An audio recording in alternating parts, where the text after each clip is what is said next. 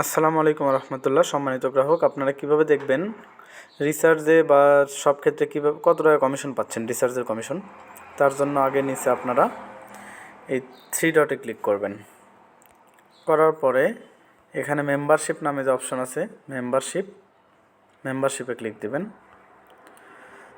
এখানে দেখেন কমিশন কিভাবে। সাপোজ আমার অ্যাকাউন্টটা হচ্ছে রিটেলার, এই রিটেলার আমি কত টাকা কমিশন পাচ্ছি রিচার্জের ক্ষেত্রে বা ব্যালেন্স অ্যাডের ক্ষেত্রে। সাপোজ আমি যদি বিকাশ মার্চেন্টের মাধ্যমে যদি ব্যালেন্স অ্যাড করি 1000-এ 2.2 মানে 22 টাকা কমিশন পাচ্ছি। আর যদি ব্যাঙ্ক ব্যালেন্স অ্যাড করি তাহলে কিন্তু 1000-এ 1.4 মানে 1014 টাকা কমিশন মাইনাস হয়ে যাবে। আর যদি নগদ পার্সোনাল সেন্ড মানি করে অ্যাড করি 1000-এ 27 টাকা কমিশন পাচ্ছি, 2.7 মানে 27 টাকা। আর -1.0 মানে 1000-এ 10 টাকা চার্জ কাটবে যদি আমি ব্যাঙ্ক ব্যালেন্স অ্যাড করি। এবং ব্যাংকের মাধ্যমে ব্যাঙ্ক সেলফিনে যদি টাকা পাঠাই তাহলে 1000-এ 32 টাকা কমিশন পাচ্ছি। বিকাশ পার্সোনাল 1000-এ 27, বিকাশ উপায় এজেন্টে পাঠালে পরে 1036 টাকা।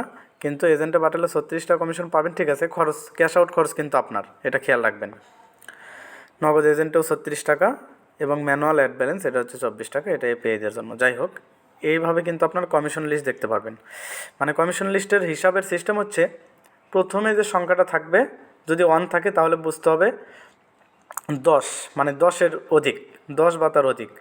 মানে সাপোজ 2.7 মানে 2টা হচ্ছে 20 আর 7 মানে 7 পর্যন্ত মানে 1000-এ 27 টাকা।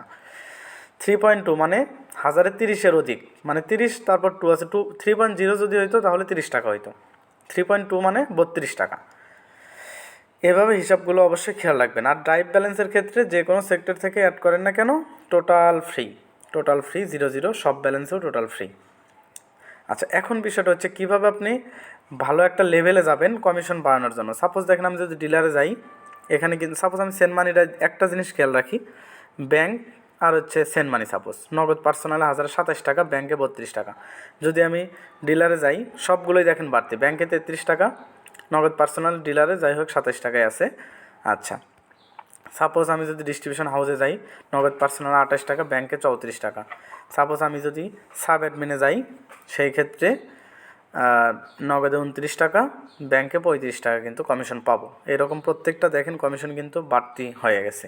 সাপোজ যদি আমার মন চায় যে আমি এখন সাব অ্যাডমিনটা নিব, তাহলে নিচে দেখেন যে আপডেট প্ল্যান, এখানে ক্লিক করলে কিন্তু আপনার 300 টাকা কেটে যাবে এবং সাব অ্যাডমিন হয়ে যাবে।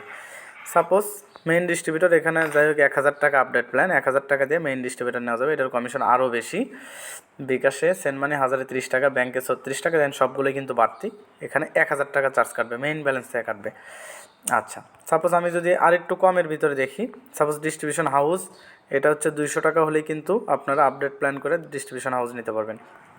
যদি ডিলার দেখি তাহলে আপনারা 50 টাকার বিনিময়ে কিন্তু ডিলার অ্যাকাউন্ট নিতে পারবেন। তো কীভাবে নেবেন আমি একটা আপনাকে নিয়ে দেখাই। সাপোজ আমার হাউস সাব অ্যাডমিন অ্যাকাউন্ট পছন্দ, আমি এখন এখানে আপডেট প্ল্যানে ক্লিক করব। দেখেন আমি ক্লিক করতেছি আপডেট প্ল্যান, দেখেন ক্লিক করছি। এখন পিন দিয়ে কনফার্ম করতে হবে, আমার যে অ্যাপের পিন আছে ওটাতে আমি এখন পিন দিয়ে কনফার্ম করব। কনফার্ম করলাম, দেখেন আমার অ্যাকাউন্ট কিন্তু অটোমেটিক 300 টাকা চার্জ কাটলো এবং লেভেল হয়ে গেল সাব অ্যাডমিন, অটোমেটিক হয়ে গেছে। তো এভাবেই আপনারা আপডেট করতে পারবেন এবং কমিশন সিস্টেমটা বাড়াতে পারবেন এবং কোথায় কত টাকা কমিশন পাচ্ছেন সেটাও দেখতে পারবেন। দেখেন এখানে সাব অ্যাডমিন হয়ে গেছে, দাঁড়ান, এই দেখেন সাব অ্যাডমিন উপরের দিকে দেখেন কর্নারে, এখানে এক সময় নাম দেখাবে এবং অ্যাকাউন্ট লেভেল দেখাবে, দেখেন সাব অ্যাডমিন। তো ধন্যবাদ সবাইকে, ভালো থাকবেন। আসসালামু আলাইকুম রহমতুল্লাহ।